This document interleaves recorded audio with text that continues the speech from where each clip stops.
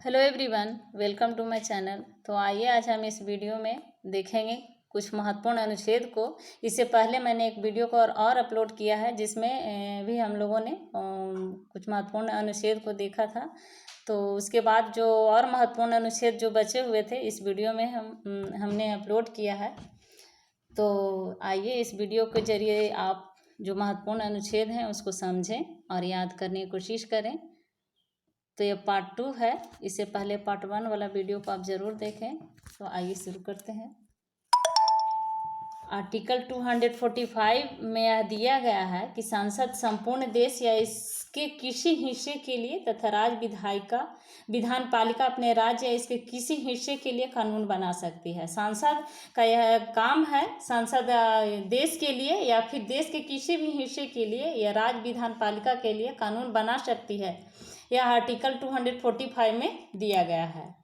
तो आर्टिकल 248 को हम देखते हैं तो इसमें विधि निर्माण संबंधी अपशिष्ट शक्तियां संसद में निहित है। कानून बनाने का जो अपशिष्ट शक्तियां हैं वह संसद में निहित है। संसद को प्राप्त है कानून बनाने की शक्तियां।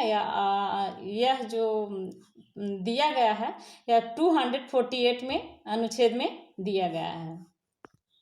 अनुच्छेद 249 में दिया गया है कि राज्यसभा विशेष बहुमत द्वारा राज्य सूची के किसी विषय पर लोकसभा को 1 वर्ष के लिए कानून बनाने के लिए अधिकृत कर सकती है यदि वह इसे राष्ट्र हित में आवश्यक समझे। अनुच्छेद 249 में दिया गया है कि राज्यसभा विशेष बहुमत द्वारा राज्य सूची के किसी विषय पर लोकसभा को 1 वर्ष के लिए कानून बनाने के लिए अधिकृत कर सकती है। राज्यसभा का अधिकार दिया गया है यदि वह इसे राष्ट्र हित में आवश्यक समझे तो, और यह जो कानून बनेगा राष्ट्र हित में हो। अनुच्छेद 262 में दिया गया है कि अंतर्राज्यीय नदियों या नदी घाटियों के जल के वितरण एवं नियंत्रण से संबंधित विवादों के लिए संसद विधि द्वारा निर्णय कर सकती है। अगर दो राज्यों के बीच नदियों या नदी घाटियों के जल के वितरण एवं नियंत्रण से संबंधित अगर कोई विवाद हो जाता है तो इसके लिए संसद विधि द्वारा निर्णय कर सकती है। संसद कानून बना करके इस पर निर्णय कर सकती है। यह संसद का अधिकार दिया गया है। आर्टिकल 262 में इसका वर्णन किया गया है। आर्टिकल 263 में यह दिया गया है कि केंद्र राज्य संबंधों में विवाद का समाधान करने पर परस्पर सहयोग के क्षेत्रों के विकास के उद्देश्य से राष्ट्रपति एक अंतर्राज्यीय परिषद की स्थापना कर सकता है। यह आर्टिकल 263 में दिया गया है। 266 में दिया गया है कि भारत की संचित निधि जिसमें सरकार की सभी मौद्रिक अपशिष्टियां एकत्र रहेगी, विधि सम्मत प्रक्रिया के बिना इससे कोई भी राशि नहीं निकाली जा सकती है। आर्टिकल 266 में दिया है भारत की संचित निधि है इसमें सरकार की सभी मौद्रिक अपशिष्टियां एकत्र रहेंगी, विधि सम्मत प्रक्रिया के बिना इससे कोई भी राशि नहीं निकाली जा सकती है। कोई भी राशि जब तक नहीं निकाली जा सकती है जब तक कि कोई विधि सम्मत प्रक्रिया हो। यह आर्टिकल 266 में दिया गया है। आर्टिकल 267 में दिया गया है कि संसद विधि द्वारा एक आकस्मिक निधि स्थापित कर सकती है जिसमें अकस्मात उत्पन्न परिस्थितियों के लिए राशि एकत्र की जाएगी। आकस्मिक निधि को स्थापित करने का उद्देश्य यही था कि इसके द्वारा अकस्मात उत्पन्न परिस्थितियां अकस्मात उत्पन्न हो जाती हैं तो उस परिस्थिति में आकस्मिक निधि से राशि निकाली जा सकती है। और यह जो आकस्मिक निधि स्थापित की गई थी इसी के लिए इसमें कि राशि एकत्रित की जाए और अकस्मात परिस्थितियों में इस राशि को यहाँ से निकाला जाएगा। तो यह विधि जो है 267 आर्टिकल 267 में दिया गया है कि सांसद विधि द्वारा एक आकस्मिक निधि स्थापित कर सकती है। यह सांसद को अधिकार दिया गया है आकस्मिक निधि को स्थापित करने का। अनुच्छेद 267 में अनुच्छेद 275 में दिया गया है कि केंद्र राज्यों को सहायक अनुदान दिए जाने का प्रावधान है। केंद्र द्वारा राज्यों को सहायक अनुदान देने का प्रावधान दिया गया है 275 5 में। आर्टिकल 280 में यह दिया गया है कि राष्ट्रपति हर 5वें वर्ष एक वित्त आयोग की स्थापना करेगा, जिसमें अध्यक्ष के अतिरिक्त 4 अन्य सदस्य होंगे तथा जो राष्ट्रपति के पास केंद्र एवं राज्यों के बीच करों के वितरण के संबंध में अनुशंसा करेगा। राष्ट्रपति हर 5वें वर्ष एक वित्त आयोग की स्थापना करेंगे और जिसमें अध्यक्ष के अतिरिक्त, इसमें अध्यक्ष तो होंगे ही, तो अध्यक्ष के अतिरिक्त 5 और सदस्य होंगे। तो अध्यक्ष को लगाकर अगर हम देखते हैं तो उसमें कुल 6 सदस्य हो जाएंगे तथा जो राष्ट्रपति के पास केंद्र एवं राज्यों के बीच करों के वितरण के संबंध में जो अनुशंसा रहेगा उस अनुशंसा को करेंगे। आर्टिकल 280 में दिया गया है। आर्टिकल 300 का में दिया गया है कि राज्य किसी भी व्यक्ति को उसकी संपत्ति से वंचित नहीं करेगा। राज्य किसी भी व्यक्ति को उसके संपत्ति से वंचित नहीं करेगा। पहले यह प्रावधान मूल अधिकारों के अंतर्गत था। संपत्ति के अधिकार पहले मूल अधिकारों में दिया गया था, लेकिन वहां से हटा करके पहले मूल अधिकार 7 थे जब संपत्ति के अधिकार उसमें ऐड था तो, और वहां से मूल अधिकार से संपत्ति के अधिकार को हटा करके 300 का में रखा गया संपत्ति के अधिकार को। तो अब मूल अधिकार सिर्फ 6 अधिकार बचे हैं, तो वहां से संपत्ति के अधिकार को 300 का में रखा गया, वहां से हटा करके, मूल अधिकार से हटा करके। और इसमें 300 का में यह दिया गया, आर्टिकल 300 का में राज्य किसी भी व्यक्ति को उसकी संपत्ति से वंचित नहीं करेगा। पहले यह प्रावधान मूल अधिकारों के अंतर्गत था, पर संविधान के 44वें संविधान संशोधन 1978 के द्वारा 1978 के द्वारा इस अनुच्छेद में 300 का में एक समान वैधानिक कानूनी अधिकार के रूप में अवस्थित किया गया। यानी मूल अधिकार से संपत्ति के अधिकार को हटा करके इसको 44वें संविधान संशोधन द्वारा, 44वें संविधान संशोधन 1978 में हुआ था, तो इसके द्वारा अनुच्छेद 300 का में रखा गया और इसको कानूनी अधिकार दे दिया गया। संपत्ति के अधिकार को कानूनी अधिकार दे दिया गया। तो यह आर्टिकल 300 का में दिया गया है।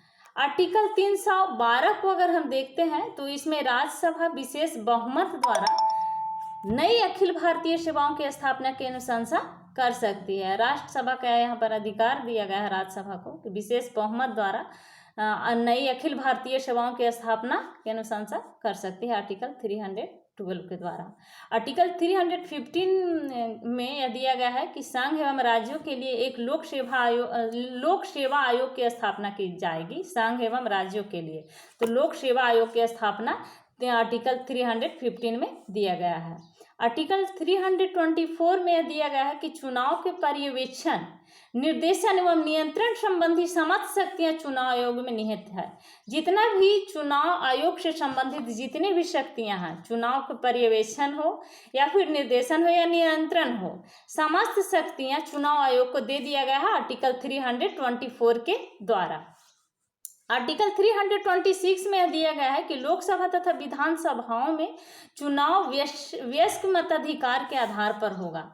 लोकसभा का चुनाव हो या फिर विधानसभा का चुनाव हो, सभी का चुनाव वयस्क मताधिकार के आधार पर होगा। वयस्क मताधिकार का मतलब है कि जिसका उम्र 18 वर्ष हो गया हो या फिर 18 वर्ष के ऊपर हो उम्र, तो उसी को वयस्क मताधिकार कहते हैं। तो यह आर्टिकल 326 में दिया गया है कि लोकसभा तथा विधानसभा में चुनाव वयस्क मताधिकार के आधार पर ही होगा।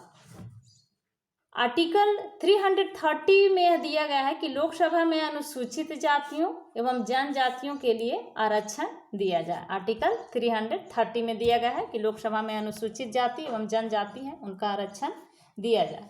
अनुच्छेद 331 में यह दिया गया है कि आंग्ल भारतीय समुदाय के लोगों को राष्ट्रपति द्वारा लोकसभा में मनोनयन संभव है यदि वह समझे कि उनका उचित प्रतिनिधित्व नहीं है। तो राष्ट्रपति द्वारा आंग्ल इंडियन जो होते हैं उनके द्वारा राष्ट्रपति द्वारा मनोनयन किया जाता है। यह आर्टिकल 331 में दिया गया है। अनुच्छेद 332 में दिया गया है कि अनुसूचित जाति एवं जनजातियों का विधानसभाओं में आरक्षण का प्रावधान हो। विधानसभा में आरक्षण का प्रावधान हो या आर्टिकल 332 में दिया गया है कि अनुसूचित जाति एवं जनजाति का विधानसभा में आरक्षण का प्रावधान हो। अनुच्छेद 333 में दिया गया है कि आंग्ल भारतीय समुदाय के लोगों का विधानसभाओं में मनोनयन राष्ट्रपति द्वारा किया जाता है। यह आर्टिकल 333 में दिया गया है। आर्टिकल 335 में यह दिया गया है कि अनुसूचित जातियों, जनजातियों एवं पिछड़े वर्गों के लिए विभिन्न सेवाओं में पदों पर आरक्षण का प्रावधान हो। तो यह आर्टिकल 335 में दिया गया है कि अनुसूचित जाति, जनजाति एवं पिछड़े वर्ग के लिए विभिन्न सेवा, जितना भी सेवा हो उस पदों पर आरक्षण का प्रावधान किया जाए। यह आर्टिकल 335 में दिया गया है। आर्टिकल 338 में राष्ट्रीय अनुसूचित जाति आयोग का वर्णन किया गया है आर्टिकल 338 में। आर्टिकल 338 के काम में यह दिया गया है कि राष्ट्रीय अनुसूचित जनजाति आयोग के बारे में बताया गया है आर्टिकल 338 के काम में। आर्टिकल 340 में यह दिया गया है कि पिछड़े वर्गों की दशाओं के अन्वेषण के लिए आयोग की नियुक्ति किया जाए। यह आर्टिकल 340 में दिया गया है कि पिछड़े वर्गों की जो दशा है उसको अन्वेषण के लिए आयोग की नियुक्ति की जाए। आर्टिकल 343 में संघ की आधिकारिक भाषा देवनागरी लिपि में लिखी गई है, जो हिंदी होगी। देवनागरी लिपि जो हिंदी है उसको यह अधिकार 343 में दिया गया है कि संघ की आधिकारिक भाषा देवनागरी लिपि में लिखा जाए। इस प्रकार हम आगे देखते हैं कि आर्टिकल 347 में क्या है। तो आर्टिकल 347 में यह दिया गया है कि यदि किसी राज्य में पर्याप्त संख्या में लोग किसी भाषा को बोलते हों और उनकी आकांक्षा हो कि उनके द्वारा बोली जाने वाली भाषा को मान्यता दी जाए तो उसकी अनुमति राष्ट्रपति दे सकते हैं। कोई भी राज्य का उस राज्य में कोई भी भाषा को बोलने वाले लोग की संख्या ज़्यादा हो और वहाँ के लोगों को यह इच्छा हो कि इस भाषा को मान्यता दी जाए तो इसका मान्यता आर्टिकल 347 के द्वारा राष्ट्रपति दे सकते हैं। अनुच्छेद 351 को देखते हैं तो यह संघ का कर्तव्य होगा। तो इसमें दिया गया है कि संघ का कर्तव्य होगा कि यदि वह हिंदी भाषा का प्रसार एवं उत्थान करें ताकि वह भारत की मिश्रित संस्कृति के सभी अंगों के लिए व्यवस्थित अभिव्यक्ति का माध्यम बने। यह अनुच्छेद 351 में दिया गया है कि संघ का कर्तव्य होगा कि वह हिंदी भाषा का प्रचार प्रसार करे ताकि इसका उत्थान हो और वह भारत की मिश्रित संस्कृति तथा सभी अंगों के लिए अभिव्यक्ति का माध्यम बने हिंदी। आर्टिकल 352 में दिया गया है कि राष्ट्रपति द्वारा आपात स्थिति की घोषणा यदि वह समझता हो कि भारत या उसके किसी भाग की सुरक्षा, युद्ध, बाह्य आक्रमण या सैन्य विद्रोह के फलस्वरूप खतरे में है। यदि राष्ट्रपति को ऐसा लगता है कि भारत जो है उसमें किसी भी भाग में सुरक्षा, युद्ध या बाह्य आक्रमण या सैन्य विद्रोह के से खतरा है तो राष्ट्रपति 352 के द्वारा राष्ट्रपति द्वारा आपात स्थिति को घोषणा किया जा सकता है। आर्टिकल 352 में दिया गया है। आर्टिकल 356 के द्वारा यदि किसी राज्य के राज्यपाल द्वारा राष्ट्रपति को यह रिपोर्ट दी जाए कि उस राज्य में संवैधानिक तंत्र असफल हो गया है तो वहाँ राष्ट्रपति शासन लागू किया जा सकता है। राष्ट्रपति का अधिकार है, यह दिया गया है कि 356 के द्वारा राष्ट्रपति को अधिकार दिया गया है कि यदि किसी राज्य के राज्यपाल द्वारा राष्ट्रपति को यह रिपोर्ट दिया जाए कि उस राज्य में संवैधानिक तंत्र असफल हो रहा है तो राष्ट्रपति वहाँ पर राष्ट्रपति शासन लागू कर सकते हैं। अनुच्छेद 360 के द्वारा यदि राष्ट्रपति यह समझता है कि भारत या इसके किसी भाग की वित्तीय स्थिरता एवं साख खतरे में है तो वह वित्तीय आपात स्थिति की घोषणा कर सकते हैं। 360 के द्वारा राष्ट्रपति वित्तीय आपातकाल लगा सकते हैं। आर्टिकल 365 में यह दिया गया है कि यदि कोई राज्य केंद्र द्वारा भेजे गए किसी कार्यकालीन निर्देश का पालन करने में असफल रहता है तो राष्ट्रपति द्वारा यह समझा जाना विधि सम्मत होगा कि उस राज्य में संविधान तंत्र के अनुरूप प्रशासन चलने की स्थिति नहीं है और वहाँ राष्ट्रपति शासन लागू किया जा सकता है। तो यह 365 में दिया गया है। आर्टिकल 368 में यह प्रावधान किया गया है कि सांसद को संविधान के किसी भी भाग का संशोधन करने का अधिकार है। सांसद को किसी भी भाग का संशोधन करने का अधिकार है। यह अधिकार आर्टिकल 368 में दिया गया है। आर्टिकल 370 में दिया गया है कि इसके अंतर्गत जम्मू और कश्मीर को विशेष राज्य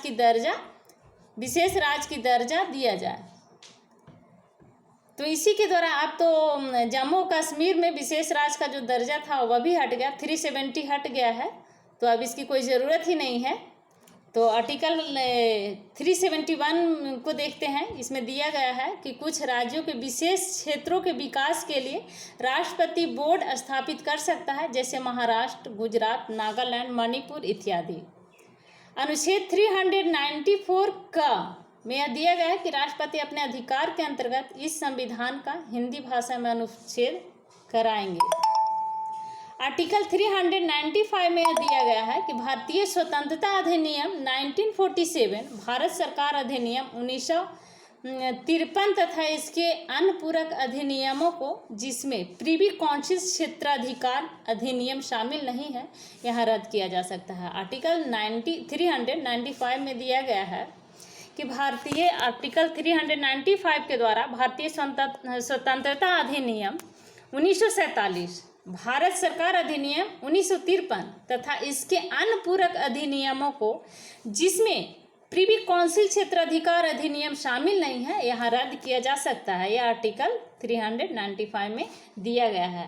तो ये थे आज के हमारे महत्वपूर्ण अनुच्छेद जिसको हमने देखा।